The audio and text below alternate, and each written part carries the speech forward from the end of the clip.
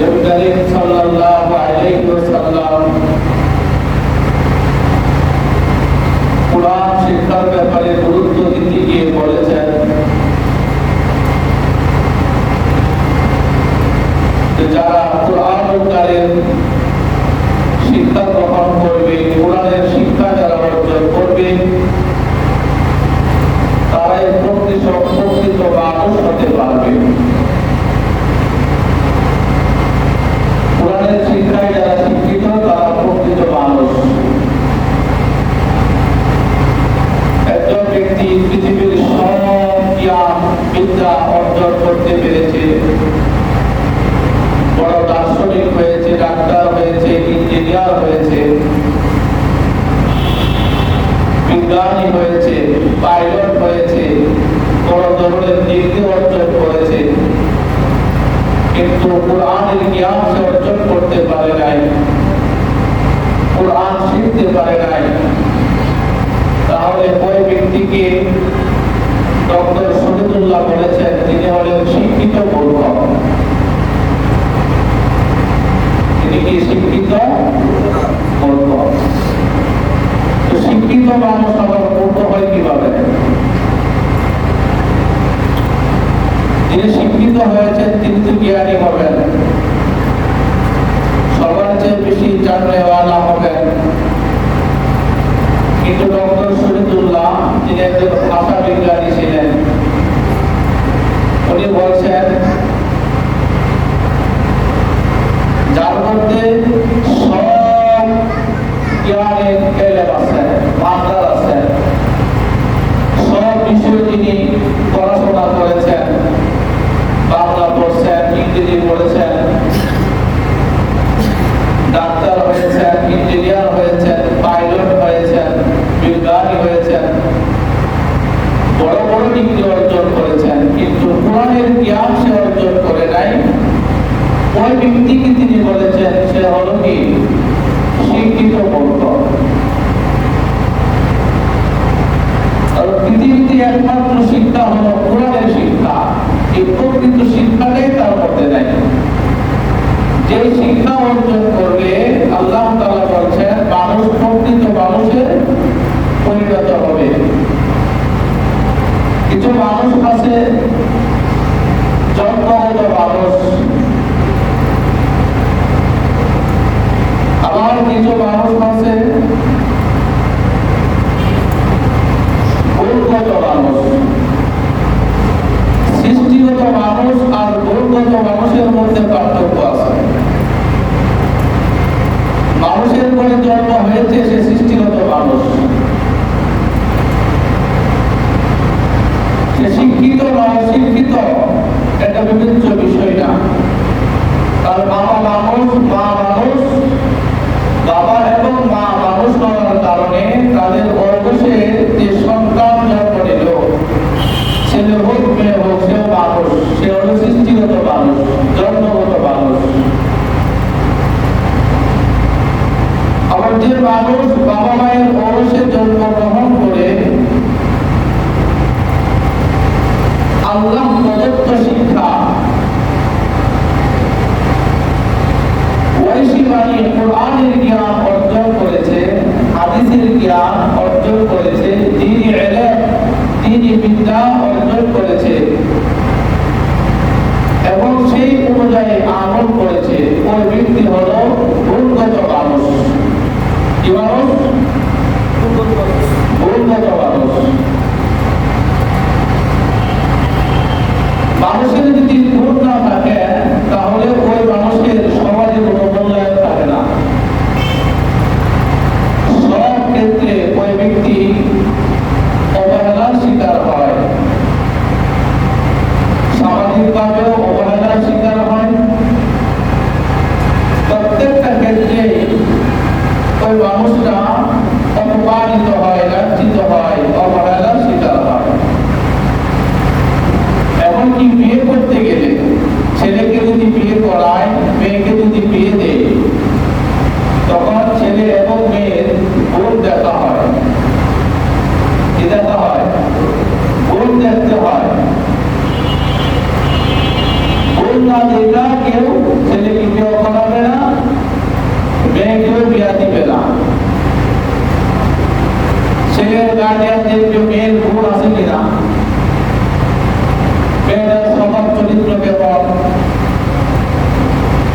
মেয়ের গার্জিয়ানরা দেখবে ছেলের গুণ আছে কিনা, ভালো গুণ, তার স্বভাব চরিত্র ভালো কিনা, তার আচার ব্যবহার ভালো কিনা। এই গুণগুলো দেখা যদি মনে হয় তার সাথে সম্পর্ক করা যাবে, তখন ছেলে পক্ষ মেয়ে পক্ষ উভয়ের সম্মিলিত সিদ্ধান্তে নতুন একটা সম্পর্ক তৈরি হয়। কথা ঠিক না বেঠিক? এখানে সম্পর্কটা তৈরি হচ্ছে কেবল গুণের কারণে। কিসের কারণে? গুণের কারণে।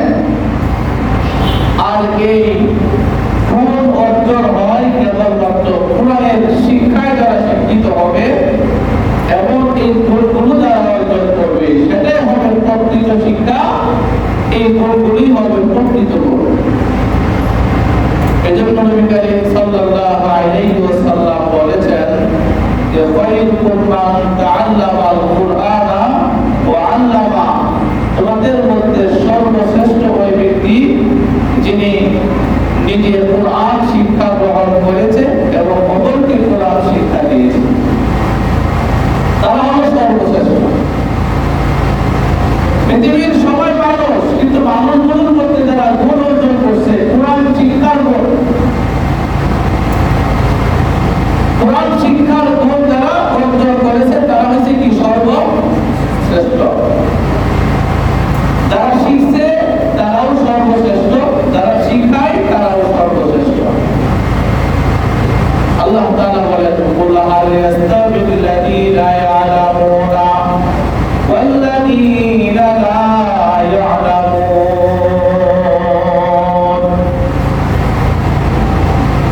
কুরআন আমি বলেন হে নবী আপনি জানায় দেন হাল ইয়াস্তাবিল্লাযীনা ইয়ালামুন ওয়াল্লাযীনা লা ইয়ালামুন। হে নবী আপনি বলেন তো, যে ব্যক্তি জানে আর যে ব্যক্তি জানে না, এই দুই শ্রেণী কি এক হতে পারে? এরা কি সমান? তারা কখনো সমান হতে পারে না। রব্বুল আলামিন বলেন যারা কোরআনের জ্ঞান অর্জন করবে, হাদিসে নববীর জ্ঞান যারা অর্জন করবে, আল্লাহ প্রদত্ত জ্ঞান, আল্লাহ প্রদত্ত শিক্ষায় যারা শিক্ষিত হবে, আল্লাহ সুবহানাহু ওয়া তাআলা তাদের মর্যাদা সুউচ্চ শিখরে নিয়ে যাবেন। সুবহানাল্লাহ বলেন। যারা কোরআনের শিক্ষা অর্জন করবে, যারা দ্বীনের ইলম, দ্বীনি বিদ্যা, তালেবে ইলম যারা হবে, ইলমে দ্বীন যারা শিক্ষা করবে, আল্লাহ বলেন আমি তাদের মান, তাদের সম্মান, তাদের ইজ্জত আমি বাড়ায়া দেব। সুবহানাল্লাহ বলেন। ইয়ারফা'িল্লাহু আল্লাযীনা আমানু মিনকুম ওয়াল্লাযীনা উতুল ইলমা দারাজাত।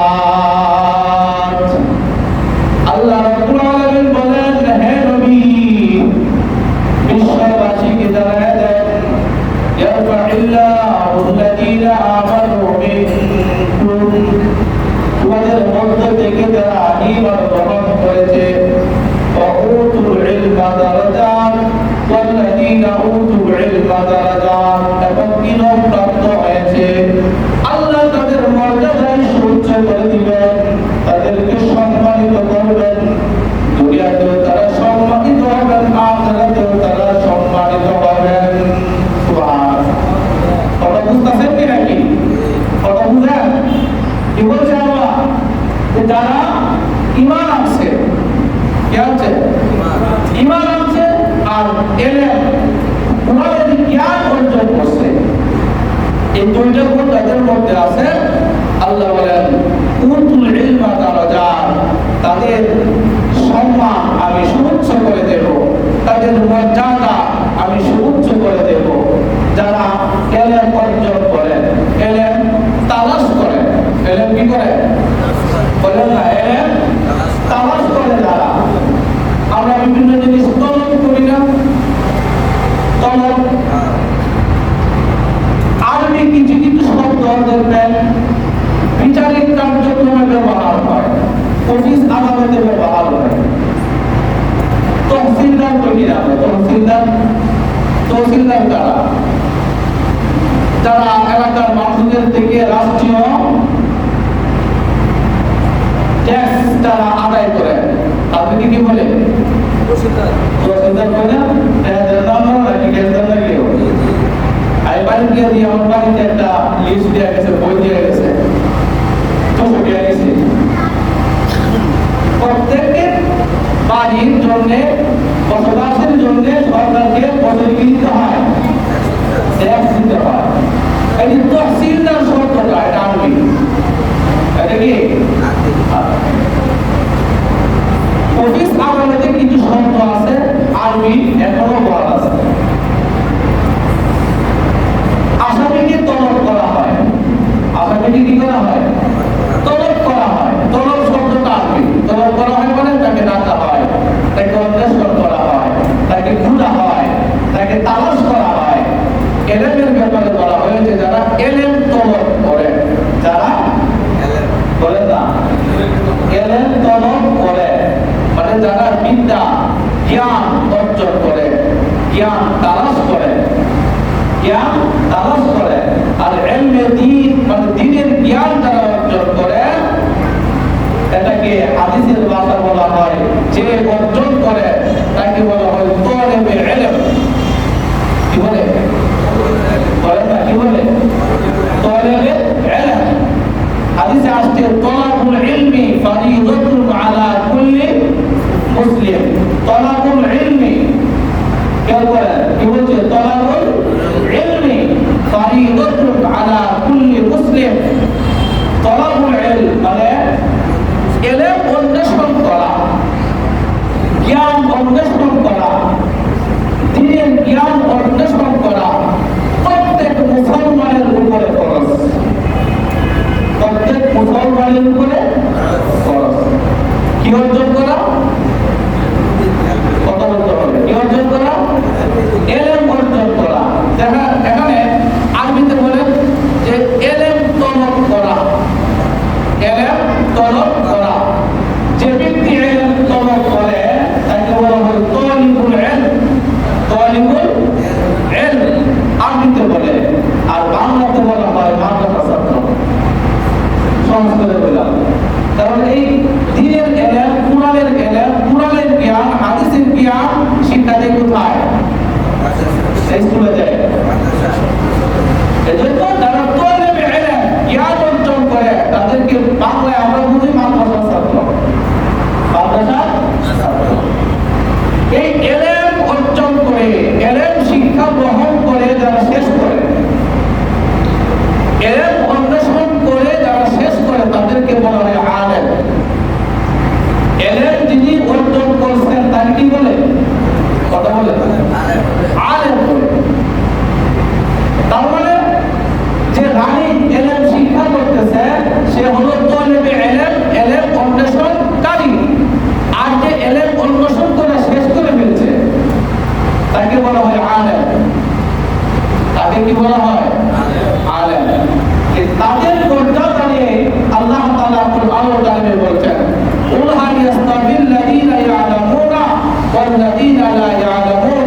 হে নবী আপনি বলুন যে যে ব্যক্তি আলেম হয়েছে আর যে আলেম হয় নাই তারা কি সমান?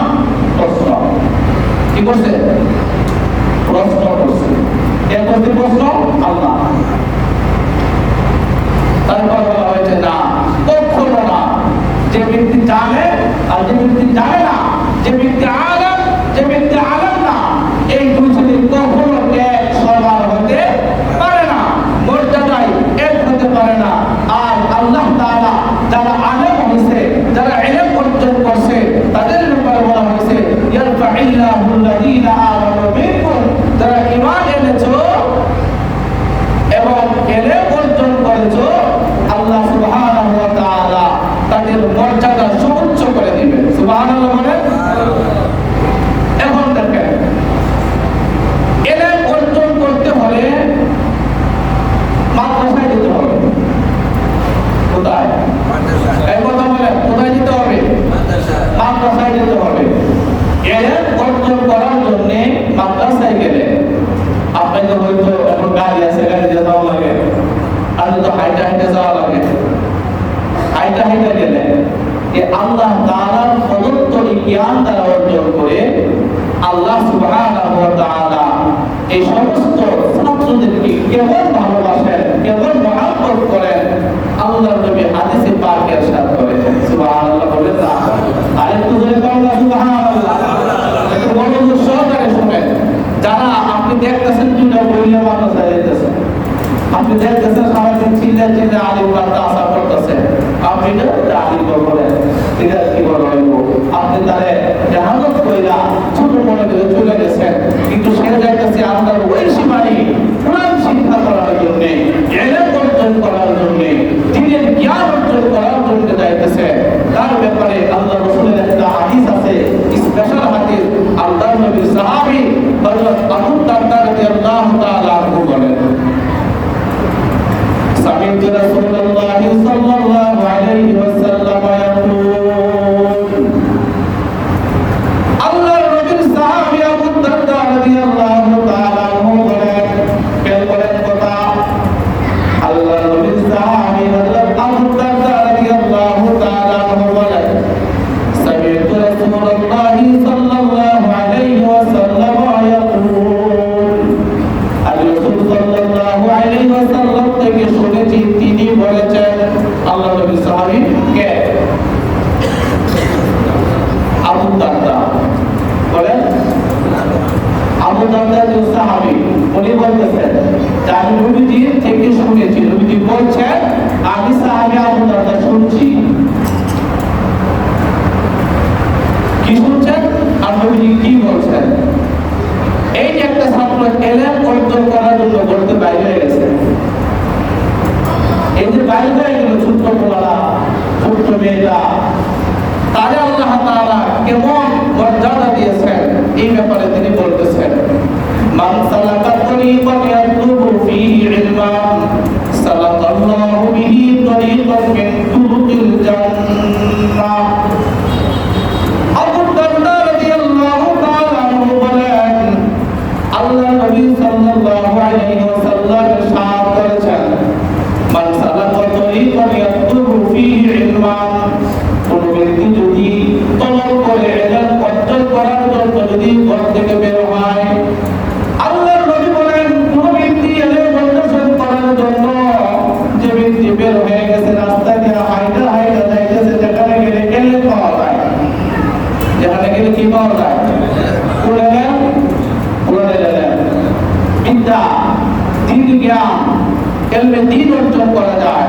ইলমে দ্বীন অন্বেষণের জন্য ঘর থেকে যে ব্যক্তি বের হয়ে গেছে, তালাশ করার জন্য বের হয়ে গেছে, সালাকাল্লাহু বিহি তরিকান মিন তুরুকিল জান্নাহ, সে শুধুমাত্র ইলম অর্জন করার জন্য ঘর থেকে বের হবে না, সে আল্লাহ তাকে জান্নাতের রাস্তা সমূহের মধ্যে একটা রাস্তা অতিক্রম করায় দেন। সুবহানাল্লাহ।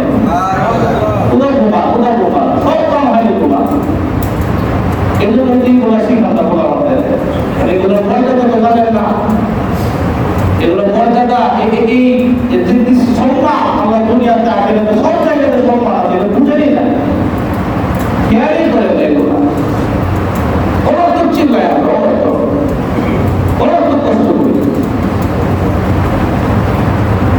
যে ইলম অর্জন করার জন্য ঘর থেকে বাইরেছে, নবীজি বলেন সে ঘর থেকে বাইরেছে এটাই শেষ না, এটা জান্নাতে যাবে, জান্নাতে যাওয়ার একটা রাস্তা তারা আল্লাহ অতিক্রম করায় দিয়েছে। সুবহানাল্লাহ। শুধু তাই না, ওয়া ইন্নাল মালাইকাতা লা তাদাউ আজনিহাতাহা লিতালিবিল ইলমি, আল্লাহ তাআলার ফেরেশতারা তাদের নূরের পর্দা, নূরের পাখাগুলো ওই তলবে ইলমের পায়ের নিচে বিছায়া দেয়। তলবে ইলমের পায়ের নিচে কি করে দেয়? বিছায়া দেয়। এটা আপনি ডাক্তারি বিদ্যা অর্জন করলে এই ফেরেশতাদের এই নূরের পর্দা পাওয়া যেত না, ইঞ্জিনিয়ার হইলে বিছাইতো না, আপনি যত বড় ডক্টরের ডিগ্রি অর্জন করেন বিছাইতো না, যদি কোরআনের জ্ঞান, দ্বীনের জ্ঞান অর্জন করার জন্য বাইরে আল্লাহ রাসূল বলছেন যে ফেরেশতারা তার পায়ের নিচে তাদের নূরের পর্দা বিছায়া তাদের সম্মান দেন। সুবহানাল্লাহ। এরা নূরের ফেরেশতারা। আল্লাহ তাআলা তাকে জান্নাতের রাস্তা অতিক্রম করায়া দেয়। 2 নাম্বার নূরের ফেরেশতারা এই তলেবে ইলম মাদ্রাসার ছাত্র তাদের পায়ের নিচে নূরের পর্দা বিছায়া দেয়। ওটা হুজুর বললাম দুইটা। 3 নাম্বার দেখেন কি বলে, ওয়া ইন্নাল আলিমা ইয়াস্তাগফিরু লাহু মান ফিস সামাওয়াতি ওয়াল আরদ। যে ব্যক্তি আলেম হয়ে যায়, ইলম অর্জন করতে করতে যারা ইলম অন্বেষণ করতে করতে যারা আলেম হয়ে যায়, আল্লাহ রাসূল সাল্লাল্লাহু আলাইহি ওয়াসাল্লাম বলেন আসমান এবং জমিনের মধ্যে যা কিছু আছে, আসমানে যত ফেরেশতা আছে, জমিনে যত ফেরেশতা আছে, আসমানে যত প্রাণী আছে, জমিনে যত প্রাণী আছে, সমস্ত প্রাণীরা এই আলেমের জন্য মাগফিরাত কামনা করে। ঠিক আছে, মাগফিরাত কামনা করে। তিনটা হুজুর দিল। 4 নাম্বার ওয়াহি তাকফি তাওফিল মা। 4 নাম্বার ফজিলত হলো নদীর মধ্যে মাছ, সাগরের মাছ, যেখানে যেখানে মাছ আছে, পুকুরের মাছ, সমস্ত মাছেরা এই তাদের জন্য দোয়া করে। সুবহানাল্লাহ, মাছ তাদের জন্য দোয়া করে। 4টা ফজিলত। এরপর আল্লাহ রাসূল বলেন যে ব্যক্তি আলেম হয়ে গেছে, ওয়া কুল্লুল আলিমি আলাল আবিদি কাফাযুল কমারি লাইলাতাল বদরি আলা সাইরিল কাওয়াকিব। যে ব্যক্তি আলেম হয়ে গেছে তার কি মর্যাদা দেখেন। যে ব্যক্তি আলেম আর যে আলেম না কিন্তু ইবাদত করে, একজন আলেম আরেকজন কি না আলেম না, একজন আলেম কম ইবাদত করে কিন্তু আলেম হচ্ছে ফরজ ওয়াজিবগুলো খালি আদায় করে, সুন্নাত মুস্তাহাব কম করে। আরেকজন আলেম না, ফরজ ওয়াজিব মুস্তাহাব নফল যত পার্থক্য আছে ছোট ছোট আমল সবগুলো করে। আল্লাহ রাসূল বলে একজন আলেমের মর্যাদা একজন আবেদের উপরে এবং তাফাদ্দুল কওমি লাইলাতুল বদরি আলা সাইরিল কাওয়াকিব।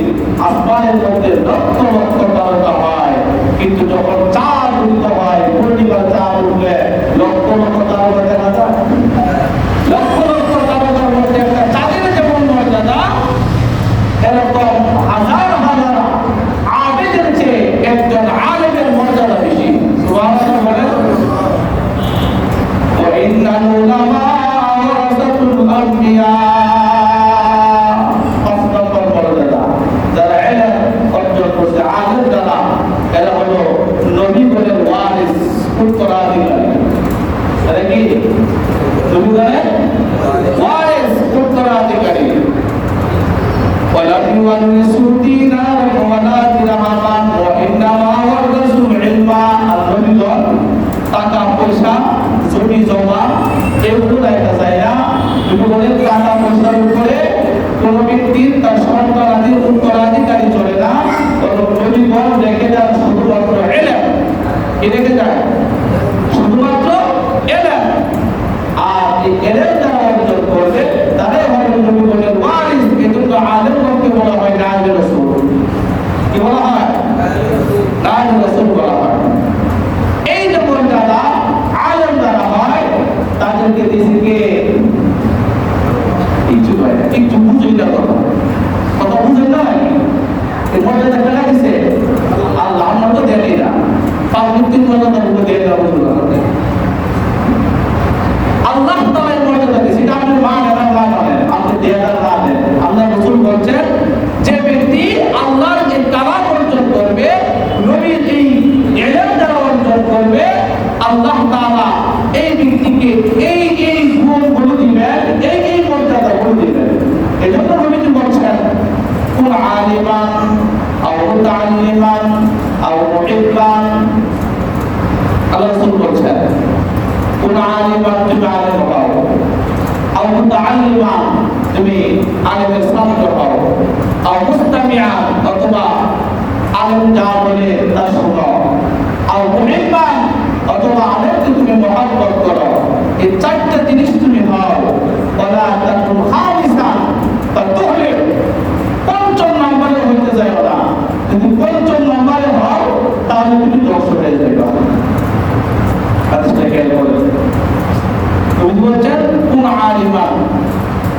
কি হও? আলেম হও। যদি কোনো ব্যক্তি আলেম হয় তাহলে আলেম হইতে গেলে যে প্রক্রিয়া শুরু করার সাথে সাথে আল্লাহ তাআলা ফজিলত তারা দিয়ে দিল। ফজিলত কি? এলেম অর্জন করতে করে সে আলেম হয়। আর এই এলেম অর্জন করতে হলে ঘর থেকে বের হতে হয়, কোথাও যেতে হয়। আল্লাহ নূরের ফেরেশতারা তার পায়ের নিচে নূরের পর্দা বিছায়া দেয়। আল্লাহ তাআলা ফেরেশতারা তার জন্য মাগফিরাতের দোয়া করে, সমুদ্রের মাছ তার জন্য মাগফিরাতের দোয়া করে। আলেম হইলে একজন আলেম হাজার আবেদের চেয়ে শ্রেষ্ঠ হয়। যে ব্যক্তি আলেম হয় তারা নবীগণের ওয়ারিস হয়। তুমি যদি পারো তাহলে আলেম হইয়া নবীগণের ওয়ারিস হয়ে যাও। কারণ ইন্নামা ইয়াখশাল্লাহা মিন ইবাদিহিল উলামা। আল্লাহকে কেবলমাত্র আলেম করে সবচেয়ে বেশি ভয় করে, সবচেয়ে বেশি আল্লাহকে ভয় করে কে? একমাত্র আলেম করে। আর কেউ না। আল্লাহ বলছেন এটা। নবীজি বলেন কুন আলিমা, তুমি কি হও? আলেম হও। কারণ আলেম হইলে বা দ্বীনি জ্ঞান অর্জন করলে তার দুনিয়াতেও তার উপকার আছে, মৃত্যুর সময় তার উপকার আছে, কবরেও তার উপকার সে পাবে, হাসরেও তার উপকার সে পাবে। সুবহানাল্লাহ। কিভাবে? হযরত মুসা আলাইহিস সালাম খেয়াল করেন, যারা তার সন্তানদেরকে দ্বীনি ইলম অর্জন করার জন্য মাদ্রাসায় পড়ায়, অথবা যেখানে ইলম অর্জন করায়, দ্বীনের জ্ঞান, কোরআনের জ্ঞান, হাদিসের জ্ঞান অর্জন করায়, ওখানে ভর্তি করায়। আল্লাহ তাআলা তাদের কেমন মর্যাদা দুনিয়াতে দেন এবং কবরে কেমন দেন, মৃত্যুর সময় কেমন হয়, হাসরের মাঠে তার মর্যাদা কেমন হয়, এই ইলম অর্জন করার কি উপকারিতা হয় আল্লাহ রাসূল হাদিসে বলে দিয়েছেন। সুবহানাল্লাহ। যে ব্যক্তি ইলম অর্জন করে দুনিয়াতে তার উপকার হলো, ইলম অর্জন করার কারণে এই ব্যক্তি মৃত্যুর সময় তার কালিমা নসিব হয়। কালিমা নসিব হওয়ার সময় আমরা কি ওই চাই না নাকি? চাই। আমরা বলা না।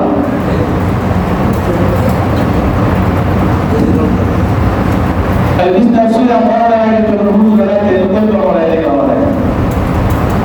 এত সহজ পড়া। বলা হয় যে যারা এই ইলমটা অর্জন করবে বড়ার সময় তার কালিমা নসিব হবে। আর যে অর্জনকে ইলম অর্জন করবে না, বড়ার সময় তাদের কালিমা নসিব হওয়াটা অসম্ভব। শয়তান বিভিন্নভাবে তাকে প্ররোচনা দিয়ে বিভ্রান্ত করে ফেলবে। হযরত মুসা আলাইহিস সালাম একদিন রাস্তা দিয়ে হেঁটে যাচ্ছিলেন কবরের পাশ দিয়ে। কবরের পাশ দিয়ে যাওয়ার পথে উনি অনুভব করলেন আল্লাহ তাআলা বিশেষ বিশেষ ব্যক্তিদেরকে কবরের কিছু আযাব দেখায় দেন। সবাইকে দেখায় না, যে সবাইকে দেখায় যে জীবনে কেউ কবর করতে দেবো না। একটা সময় গেছে আমরা কবরের পাশ দিয়ে গেলে ডরে যাও, ভয় পাইতাম। এখন এই ভয়টা মানুষের মধ্যে নাই।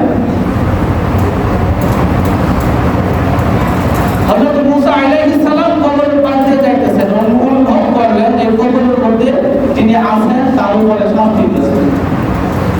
কি দিতেছেন? শাস্তি দিতেছেন। বাবা কোন না বাবা কোন ওই এটা বুঝা চলে গেছে। কিছুদিন পর আবার এই রাস্তা দিয়ে তিনি যাচ্ছেন, এই কবরের পাশে দাঁড়াইলেন, অনুভব করলেন এখানে আযাব হচ্ছে না। কিছুদিন আগে আযাব হয়েছে কিন্তু এখন কি হয় না? আযাব হয় না। মুসা আলাইহিস সালাম এই কবর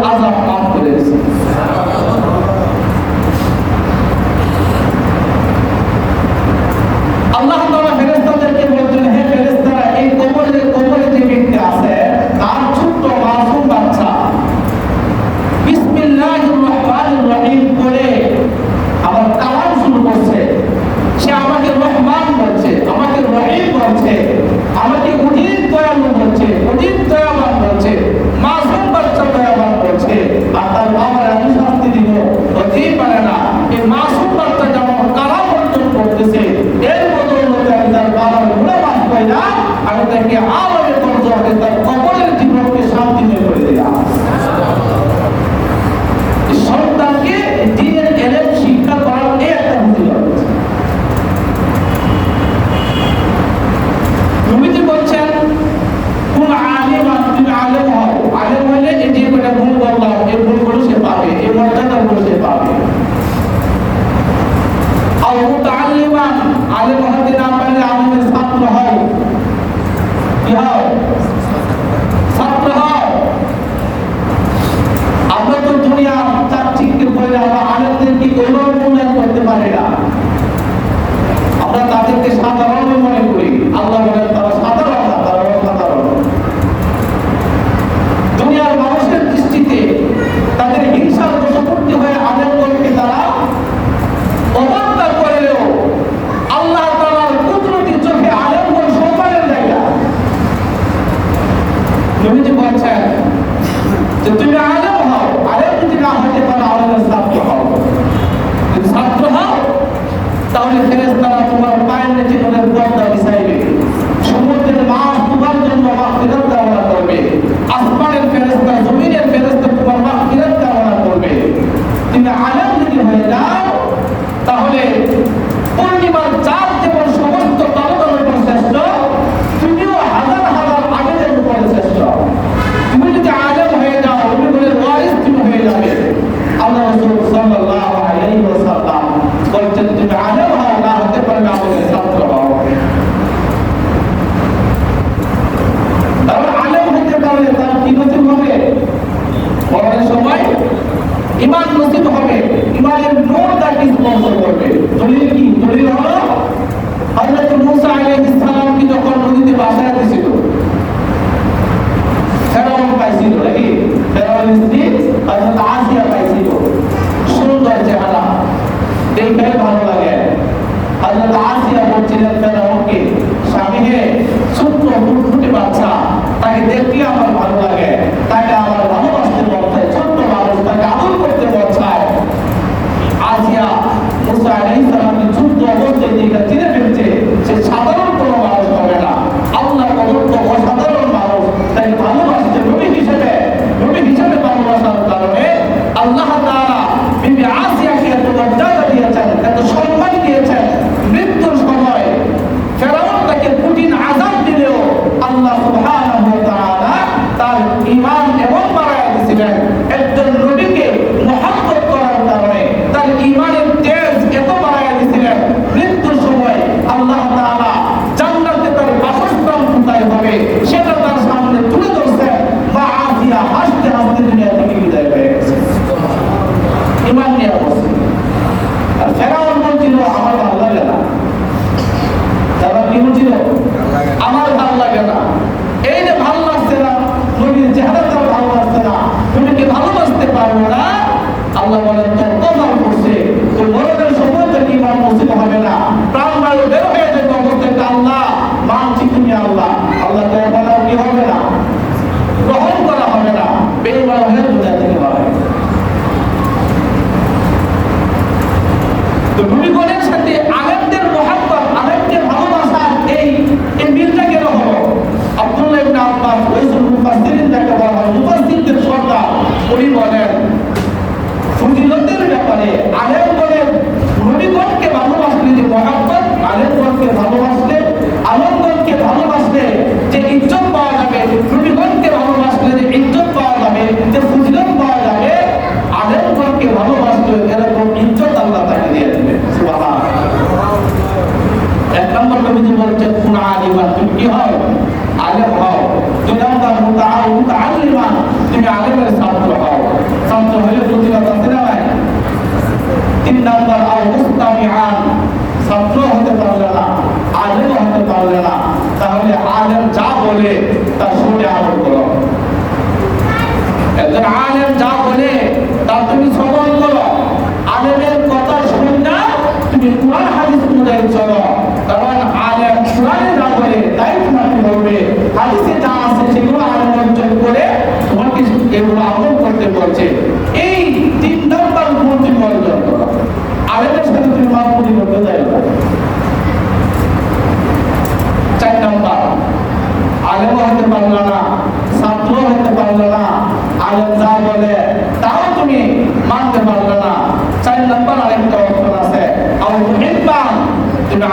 ভালোবাসো।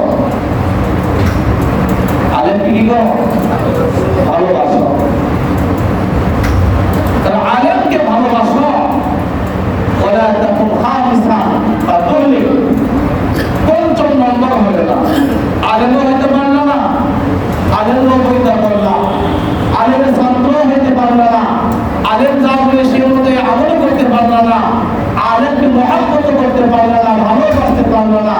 পঞ্চম নম্বরে তুমি হইতে যাও না। যদি হইতে যাও তাহলে তুমি ধ্বংস হয়ে যাবে। কি হয়ে যাবে?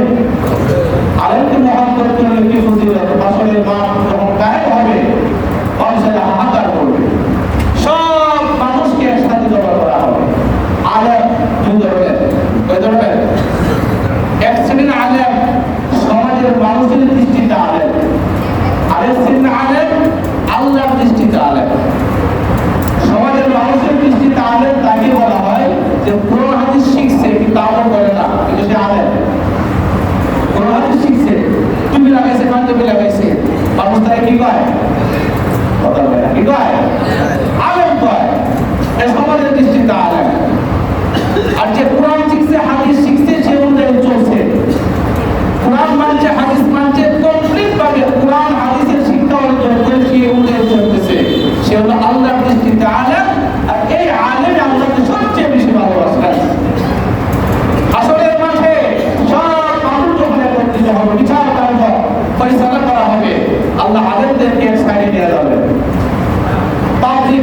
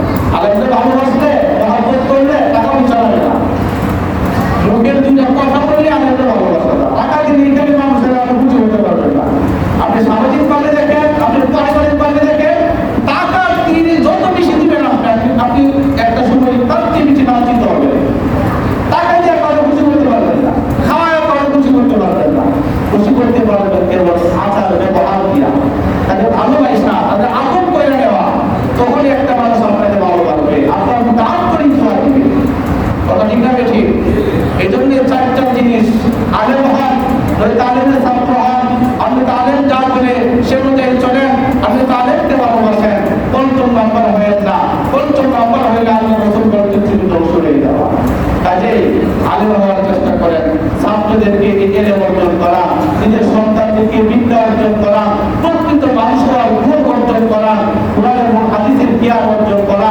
আল্লাহ সুবহানাহু ওয়া তাআলা আমাদেরকে তৌফিক দান করুন। সবাই